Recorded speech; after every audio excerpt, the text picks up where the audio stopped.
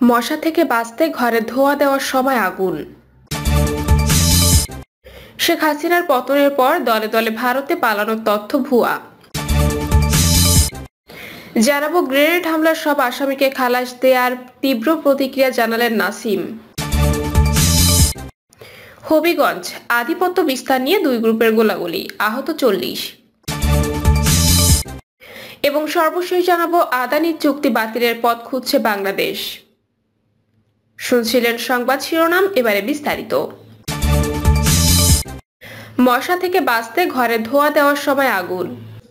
গাজীপুরের টঙ্গীতে মশা থেকে রক্ষার জন্য ঘরে ধোঁয়া দেওয়ার সময় আগুন লাগার ঘটনা ঘটেছে।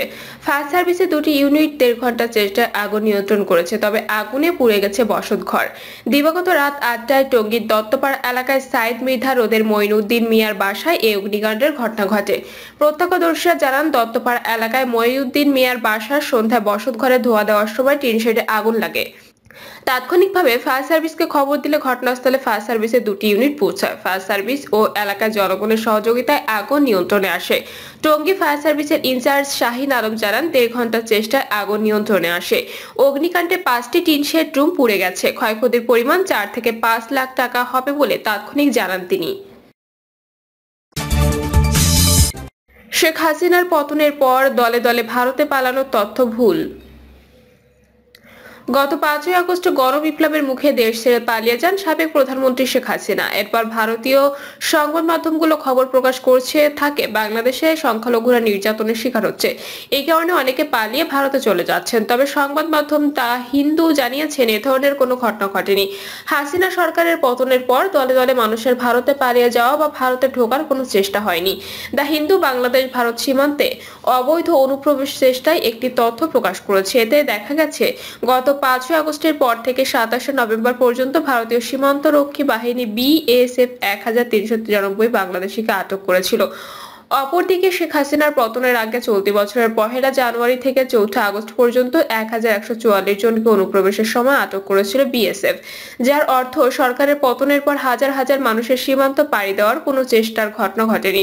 সব মিলিয়ে এবছর অনুপ্রবেশের চেষ্টার সময় BSF 3907 জনকে সীমান্ত থেকে আটক করেছে, যার মধ্যে ভারতীয় ও বাংলাদেশি উভয়ই আছে। এর আগের বছর অর্থাৎ 2023 সালে 3137 জন বাংলাদেশি সহ মোট 5095 জনকে আটক করা হয়েছিল।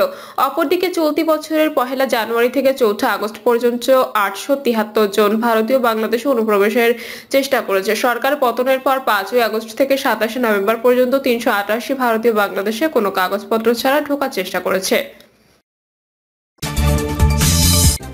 গ্রেনেড হামলার সব আসামিকে খালাস দেয়ার তীব্র প্রতিক্রিয়া জানালেন নাসিম। 21শে আগস্টের গ্রেনেড হামলা মামলায় সব আসামিকে খালাস দেওয়ার প্রতিবাদে আওয়ামী লীগ যুগ্ম সাধারণ সম্পাদক আফামা বাহাউদ্দিন নাসিম এক বিবৃতি দিয়েছেন। একজন ভুক্তভোগী হিসেবে তিনি এই বিবৃতি দেন। বাহাউদ্দিন নাসিম বলেন, গণতান্ত্রিক সভ্যতার ইতিহাসে 21শে আগস্ট একটি কালো দিন। 2004 সালে এই দিনে রাজধানীর বঙ্গবন্ধু এভিনিউতে বাংলাদেশ আওয়ামী লীগ কর্তৃক আয়োজিত সন্ত্রাস বিরোধী শান্তি সমাবেশ নারকীয় গ্রেনেড হামলা চালানো হয়, যা মানব সভ্যতার ইতিহাসে একটি জঘন্যতম ঘটনা। আর আদালতকে রাজনৈতিকভাবে ব্যবহার করে সেই নৃশংসতম ঘটনায় দায়ী ব্যক্তিদের খালাস প্রদান করে নিকৃষ্টতম নজির স্থাপন করা হয়েছে। তিনি বলেন, 2004 সালে এই দিনে বাংলাদেশ আওয়ামী লীগকে নিশ্চিহ্ন করার লক্ষ্যে এই নারকীয় হামলা চালানো হয়েছিল। বর্বরোচিত সেই হামলায় আওয়ামী লীগের সভাপতি বঙ্গবন্ধু কন্যা শেখ হাসিনা মারাত্মকভাবে আহত হয়েছিলেন। একটি কানের শ্রবণ শক্তি চিরতরে হারিয়েছিলেন। আওয়ামী লীগের নেতাকর্মীরা মানব বর্ম তৈরি করে জননেত্রী শেখ হাসিনার প্রাণ রক্ষা করেছিলেন, কিন্তু নারকীয় এই হামলায় ঝরে পড়েছিল নারী নেত্রী আইভি রহমান ও স্বেচ্ছাসেবক লীগের নেতা কুদ্দুস পাটোয়ারি সহ 24টি প্রাণ এবং আহত হয়েছিল সহস্রাধিক নেতাকর্মী। তিনি আরো বলেন, যারা এখনো গ্রেনেডের স্প্লিন্টার শরীরে বহন করে প্রতিনিয়ত মৃত্যু যন্ত্রণা ভোগ করছে, সেদিনের ঘটনা আমিও নির্মম ও নিষ্ঠুর আঘাতে মারাত্মকভাবে আহত হই। স্প্লিন্টারের দুঃসহ যন্ত্রণা বয়ে বেড়াচ্ছি। সেই নারকীয় ঘটনায় নিহত পরিবারের সদস্য ও আহতদের জন্য আজ আরেকটি দুঃস্বপ্নের দিন। নিরুপায় হওয়া বা ক্ষতিগ্রস্ত মানুষের ন্যায় বিচার পাওয়ার সর্বশেষ জায়গা হলো আদালত, কিন্তু সেই আদালতকে আজ ব্যবহার করে আমাদের বিচার প্রাপ্তির পথকে রুদ্ধ করা হয়েছে। আজ রাষ্ট্রীয় ক্ষমতা ব্যবহার করে আদালতের অন্তর্দৃষ্টি কেড়ে নেওয়া হয়েছে। বিবৃতিতে বাহাউদ্দিন নাসিম বলেন, দেশের সর্বোচ্চ আদালত কর্তৃক এই সমস্ত চিহ্নিত আত্মস্বীকারোক্তি প্রদানকারী খুনিদের খালাস দেওয়া হলো, যেটা সম্পূর্ণভাবে আইনের শাসনের ও ন্যায় ন্যায় বিচার প্রতিষ্ঠার অন্তরায় হয়ে দাঁড়াবে। তবে এটা এখানেই শেষ নয়। আমরা মনে করি দেশের গণতন্ত্রকামী জনগণ যখনই সুযোগ পাবে তখনই পুনরায় উচ্চ আদালতে যাবে। আর পাশাপাশি আমরা এই নারকীয় ঘটনা দায়ীদের সর্বোচ্চ শাস্তি নিশ্চিত করার সংগ্রামে নিরন্তরভাবে লিপ্ত থাকব। হবিগঞ্জ আধিপত্য বিস্তার নিয়ে দুই গ্রুপের গোলাগুলি, আহত 40। হবিগঞ্জের বানিয়াচংয়ে আধিপত্য বিস্তারকে কেন্দ্র করে দুই গ্রুপের সংঘর্ষে অন্তত 40 জন আহত হয়েছে। সন্ধ্যা 7টার দিকে উপজেলার নয়া পাথারিয়া এলাকায় ঘটনা ঘটে। বানিয়াচং থানার ভারপ্রাপ্ত কর্মকর্তা কবির হোসেন বিষয়টি নিশ্চিত করে জানান, ওই গ্রামের বাসিন্দা বৈষম্য বিরোধী আন্দোলনের হত্যা মামলায় আসামি কারাবন্দী ইউপি চেয়ারম্যান ও আওয়ামী লীগ নেতা আহাদ মিয়ার লোকজনের সঙ্গে একই গ্রামের হাসান আলীর ছেলে সুরুজ আলীর আধিপত্য বিস্তার নিয়ে বিরোধ চলছে। এর জের ধরে সন্ধ্যায় উভয়ের পক্ষে লোকজন সংঘর্ষে জড়িয়ে পড়ে। এ সময় আহাদ মিয়ার ভাই আওয়ামী লীগ নেতা আশিক মিয়া ও তার ছেলে যুবলীগ নেতা দীপজল আগ্নেয়াস্ত্র দিয়ে গুলি ছুড়ে এবং ককটেল বিস্ফোরণ ঘটায়। এ সময় উভয় পক্ষের সংঘর্ষে অন্তত 40 জন আহত হয়। আদানি চুক্তি বাতিলের পথ খুঁজছে বাংলাদেশ। বিশ্বজুড়ে আবারও আলোচনায় ভারতের আদানি গ্রুপ। ঘুষ কেলেঙ্কারি নিয়ে সম্প্রতি যুক্তরাষ্ট্রের অভিযোগের পর বিভিন্ন দেশ বিদ্যুৎ কেন্দ্র বন্দর সহ নানা বিষয়ে ভারতের গ্রুপটির সঙ্গে করা চুক্তি খতিয়ে দেখার সিদ্ধান্ত নিয়েছে। আদানির সঙ্গে চুক্তি নিয়ে বিপাকে আছে বাংলাদেশও। দেশের স্বার্থ বিরোধী বিভিন্ন শর্তের কারণে চুক্তিটি বাংলাদেশের জন্য বোঝা হয়ে দাঁড়িয়েছে। অন্তর্বর্তী সরকার এই চুক্তি থেকে বেরিয়ে আসার পথ খুঁজছে। বিশ্লেষকরা বলছেন আদানির চুক্তিতে কোনো আদানির চুক্তিতে কোনো অনিয়ম অবৈধ আর্থিক লেনদেন হয়েছে কিনা খুঁজে দেখা উচিত। এমন কোনো অনিয়ম পেলেই বাংলাদেশ আদানির সঙ্গে চুক্তি নিয়ে দর কষাকষি করতে পারবে। প্রয়োজনে চুক্তি বাতিলের সুযোগ আসতে পারে, যেমন কর ছাড় সহ পাওয়া বেশ কিছু সুবিধার বিষয়ে বাংলাদেশকে জানায়নি আদানি। এটিকে চুক্তি লঙ্ঘন বলে মনে করছেন বিশ্লেষকরা। সম্প্রতি যুক্তরাষ্ট্রে ঘুষ দেওয়া ও প্রতারণার দায়ে আদানি গ্রুপের চেয়ারপারসন গৌতম আদানির বিরুদ্ধে সমন জারি করেছে মার্কিন আদালত। অভিযোগ হলো সৌরশক্তি প্রকল্পের কাজ পেতে তারা ভারতীয় সরকারি কর্মকর্তাদের ঘুষ দিয়েছে। 26 কোটি 50 লাখ মার্কিন ডলারের একটি কাজের ব্যাপারে এই ঘুষ দেন তারা। বিষয়টি গোপন রেখে যুক্তরাষ্ট্রের অর্থ সংগ্রহের চেষ্টা করেছিল আদানি গ্রুপ। এ নিয়ে 2 বছরের মধ্যে দ্বিতীয়বারের মতো সংকটে পড়লেন আদানি। ঘুষ অভিযোগে শেয়ার বাজারে তালিকাভুক্ত আদানি গ্রুপের কোম্পানি বাজার দর অনেকটাই কমে গেছে। কেনিয়ার চুক্তি বাতিল। যুক্তরাষ্ট্রে জালিয়াতির অভিযোগের পর কেনিয়া আদানির সঙ্গে বড় দুটি চুক্তি বাতিল করেছে। আদানি গ্রুপ কেনিয়ার প্রধান বিমানবন্দরে 185 কোটি মার্কিন ডলার বিনিয়োগের পরিকল্পনা করেছিল। চুক্তি ছিল তারা সেটি 30 বছরের জন্য পরিচালনা করবে। এছাড়া বিদ্যুৎ লাইন নির্মাণে জ্বালানি মন্ত্রণালয়ের সঙ্গে 74 কোটি মার্কিন ডলারেরও একটি চুক্তি ছিল।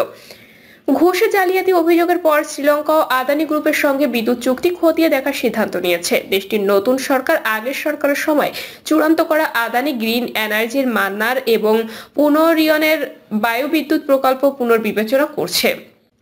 চুক্তিগুলোর আর্থিক ও পরিবেশগত প্রভাব খতিয়ে দেখার প্রক্রিয়া চলছে বলে সিলন বিদ্যুৎ বোর্ডের মুখপাত্র প্রকৌশলী ধনুষ্ক পরাক্রম সিংহ গণমাধ্যমকে জানিয়েছেন। তিনি বলেন, এ ধরনের বড় প্রকল্প স্বচ্ছতা ও জবাবদিহি নিশ্চিত করা অত্যন্ত গুরুত্বপূর্ণ। বিশেষ করে আদানি গ্রুপ সম্পর্কিত আন্তর্জাতিক উদ্যোগের আলোকে এটি জরুরি হয়ে পড়েছে।